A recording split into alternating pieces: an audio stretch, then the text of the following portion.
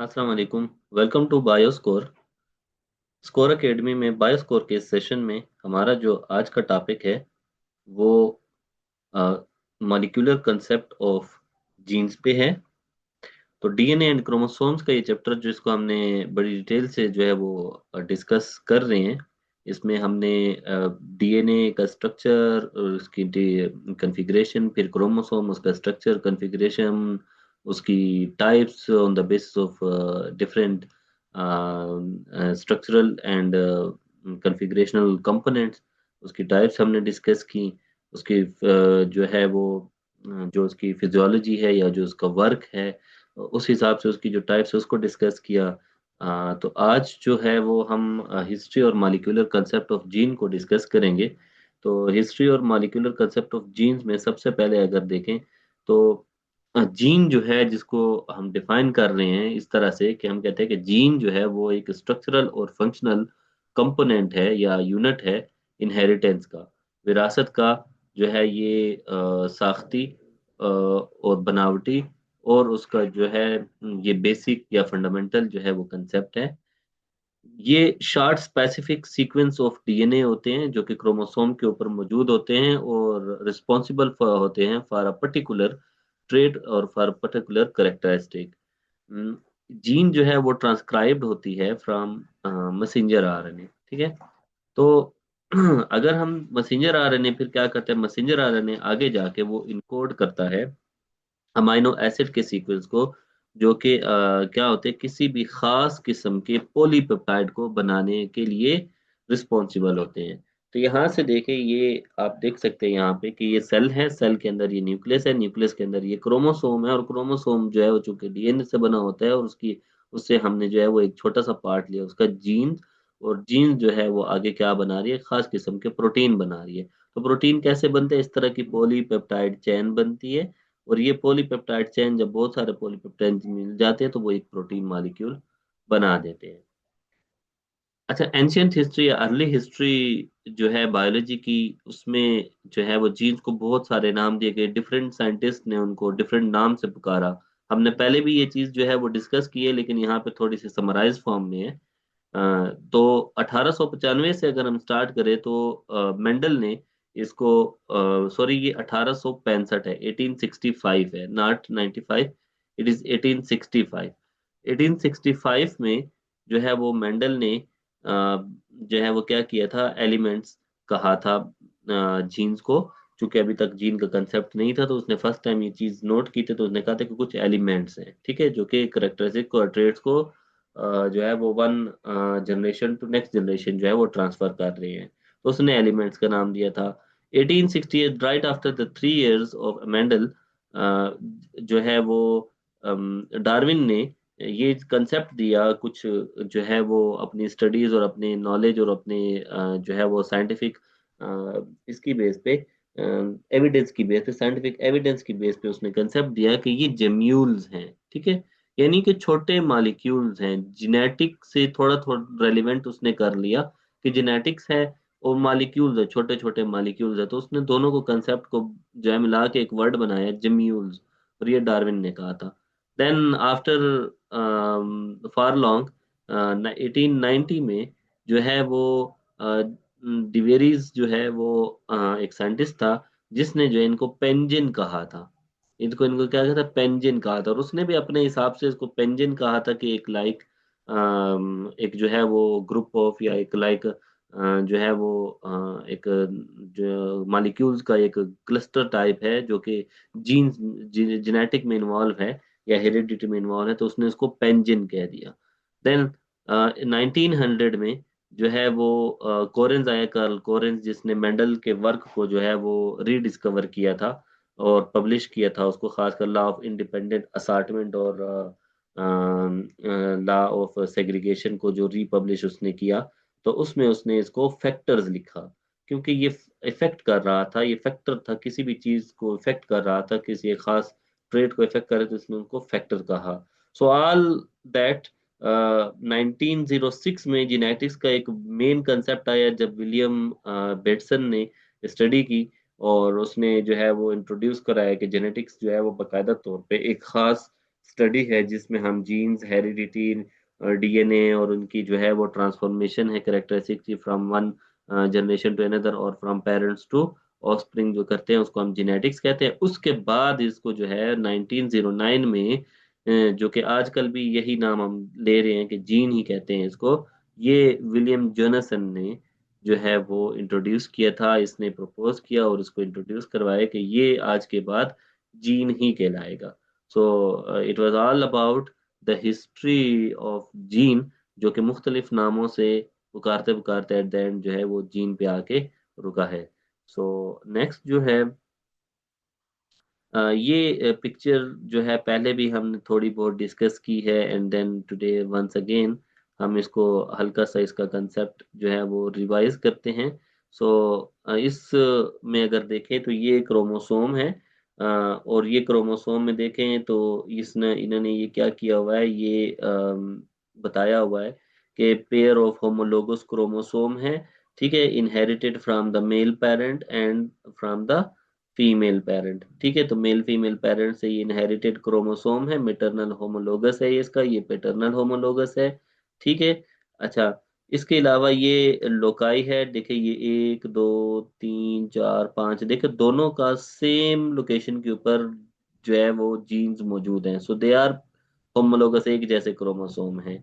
ठीक है, ए इसमें देखे तो होमोजाइगस डोमिनेंट, दोनों एक ही जगह के ऊपर जो है, एक ही जगह पे एक ही लोकेशन के ऊपर दोनों सेम जीन मौजूद हैं, so they are homozygous dominant genes, and then we have a recessive gene on the same position or the same residence, तो ये क्या होगा, ये लोकाई के ऊपर same type of the gene मौजूद है, तो ये हम क्या कहते हैं कि ये दोनों रिसेसिव है, तो ये होमोजाइगस रिसेसिव है। But in the bottom in yellow, you can see the small c and the capital C.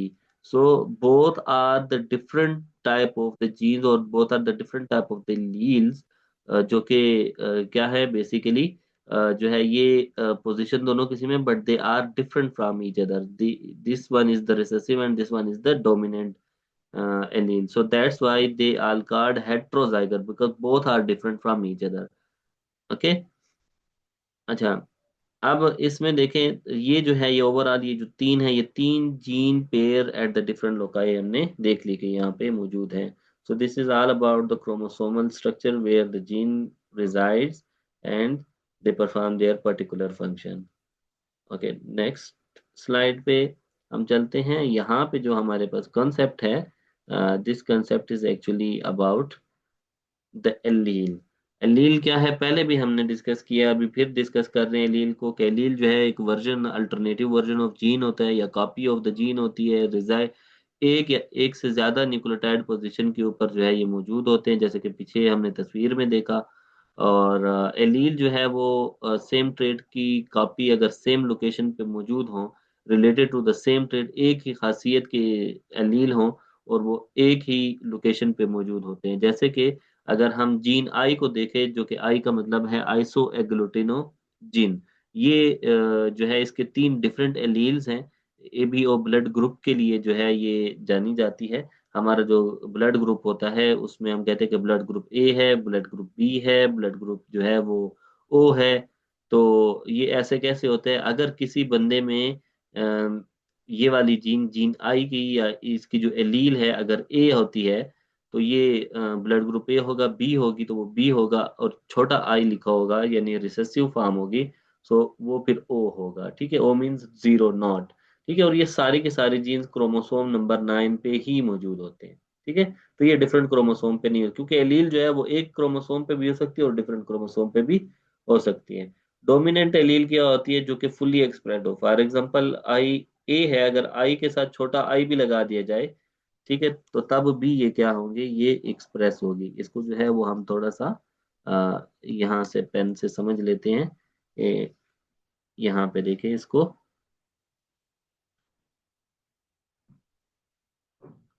Okay, अगर हम ये कहें, देखें ये आई जीन है, ठीक है, और इसके साथ यहाँ पे आई हो, तो यहाँ पे जो है वो इसकी प्रॉपर्टी किसकी एक्सप्रेस होगी, इसकी एक्सप्रेस होगी, बिकॉज इट इज डोमिनेंट। अगर तो ये इस तरह से है, आई और आई है, तब भी कौन सी प्रॉपर्टी एक्सप्रेस होगी, then again this property will be expressed until unless के दोनों I हो जाएं, तब जो है वो I की प्रॉपर्टी जो है वो क्या होगी, वो एक्सप्रेस होगी। अब इसके एग्जांपल मैं आपको ऐसे दूं कि फॉर एग्जांपल ये I था, ठीक है, और यहाँ पे हमने कह दिया कि ये ब्लड ग्रुप जो है वो ए था, ठीक है। यहाँ पे क्या है, ये ब्लड ग्रुप ए है और ये भी ब्लड ग्रुप ए है, ये भी ब्लड ग्रुप है, तो दोनों ए हैं, तो यहाँ पे दोनों ए आ गए, ठीक है। तो यहाँ पे अगर देखें तो यहाँ पे कोई ब्लड ग्रुप नहीं है, तो ये ब्लड ग्रुप क्या आएगा, यहाँ पे कोई भी ए नहीं, ना ए है ना बी है, so this is why it will be O, blood group O mean zero, कोई जॉइन के ऊपर ये एंटीजन मौजूद नहीं है। सिमिलर फैशन में अगर हम देखें तो हम ये कहते हैं कि फॉर एग्जांपल अगर जो है वो यहाँ पे आई हो, ठीक है, दोनों आई, ठीक है, तो ये क्या आएगा, नॉट। और अगर ये हो आई, ठीक है, और इसके साथ आई, तो ये फिर क्या आएगा, फिर अगेन जो है एक्सप्रेस आई होगा। अगर यहाँ पे देखें ये आई है और ये भी यहाँ पे क्या है, आई है, बट हेयर व्हाट वी सी कि अगर यहाँ पे ब्लड ग्रुप जो है वो ये आई के ऊपर बी था, इस आई पे भी बी है, इस आई पे भी बी है, so the expression will be, यहाँ पे ब्लड ग्रुप क्या होगा, बी होगा, यहाँ पे क्या होगा, बी होगा, और यहाँ पे ओ ब्लड ग्रुप यानी कि नेगेटिव ब्लड ग्रुप होगा। ओके। अगर इन केस फॉर एग्जांपल, अगर इन केस ये आ जाता है, ठीक है, यू आई आई और इनके ऊपर जो है वो यहाँ पे आ जाता है ए और यहाँ पे आ जाता है बी, तो तब ब्लड ग्रुप क्या होगा, तब ब्लड ग्रुप होगा ए बी, तब ब्लड ग्रुप क्या होगा, ए बी होगा। क्लियर है। तो ये चीज बड़ी इंपॉर्टेंट है, इसको समझना जो है वो बहुत ही इंपॉर्टेंट है, आपको ये कंसेप्ट आना चाहिए, ठीक है। यहाँ पे जो कंसेप्ट आया है, यहाँ पे हमने दोनों दफा पे कहा है कि जो है ये जो कंसेप्ट है, चाहे ये वाला है चाहे ये वाला है, ये फुल डोमिनेंसी का कंसेप्ट है, ये फुल क्या है, डोमिनेंट है, ठीक है, ये डोमिनेंट जीन्स है। जबकि जो है वो ये वाला कंसेप्ट है, ठीक है, चाहे ये है या चाहे ये वाला है, ठीक है, ये दोनों जो हैं, ये दोनों क्या हैं, ये दोनों रिसेसिव हैं, ये दोनों क्या हैं, ये रिसेसिव का कंसेप्ट है, ठीक है। अच्छा, अब यहाँ पे देखें, ये जो कंसेप्ट है दोनों डोमिनेंट है, दोनों, ना वो उसको सुप्रेस कर रही है ना वो उसको सुप्रेस कर रही है, दोनों इकट्ठे हो रहे हैं, तो फिर हम कहते हैं कि ये कंसेप्ट क्या है, ये को डोमिनेंस है, दोनों इकट्ठे, को मींस कोऑपरेट कर रहे हैं, को डोमिनेंस, एक दूसरे को सुप्रेस करने के बजाय दोनों ही क्या हो रहे हैं, वो एक्सप्रेस हो रहे हैं, तो दिस इज कॉल्ड द को डोमिनेंस। क्लियर हो गया। तो ये ओवरऑल जो है हमारा ये कंसेप्ट है। अल्टरनेटिव फॉर्म ऑफ जीन्स जो है उसमें ये एलील का कंसेप्ट है। रिसेसिव एलील वो होती है जो कि या तो एक्सप्रेस नहीं होती या उसका नोटिसेबल इफेक्ट ऑर्गेनिज्म पे नहीं होता। ये देखे ना, यहाँ पे नोटिसेबल इफेक्ट नहीं है, अगर ये यहाँ पे मौजूद भी है तब भी यहाँ पे इसका कोई इफेक्ट नहीं आ रहा। क्लियर हो गया ये, ठीक है। So this is the main concept about gene and allele.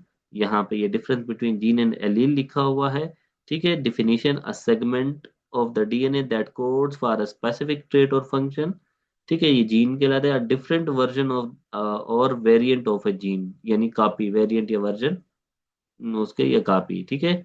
और नंबर पर organism, each individual has two copies of every gene, one from each parent, दो कापियां आती हैं, दोनों पेरेंट से एक एक आती है। लेकिन each gene can have multiple alleles but an individual carries only two, one from each parent, ठीक है। वैसे तो मल्टीपल एलील्स होती है, लेकिन जब पेरेंट से आती है तो वो भी सिर्फ क्या आती है, वो टू ही आती है, ठीक है, सिर्फ टू आती है वहां से, पेरेंट से। क्लियर हो गया। बाकी फिर वो अपने बाद में उसमें वो कंसेप्ट आगे हम डिस्कस करेंगे। ओके। तो अब तक के लिए इतना ही। अगला जो हम डिस्कस करेंगे वो मुख्तलिफ एक्सपेरिमेंट्स हैं। ये पार्ट वन है इस लेक्चर का। तो हम इससे पार्ट टू जो लेक्चर होगा उसमें हम ग्रिफ्ट का एक्सपेरिमेंट डिस्कस करेंगे कि कैसे ये जीन और इनका कंसेप्ट जो है वो अ, पाया तकमील तक पहुंचा, और आज हम इन चीज़ों को डिस्कस कर रहे हैं। तो तब तक के लिए जो है वो इजाज़त दे। अपना ख्याल रखिएगा और स्कोर अकेडमी के साथ जुड़े रहिएगा।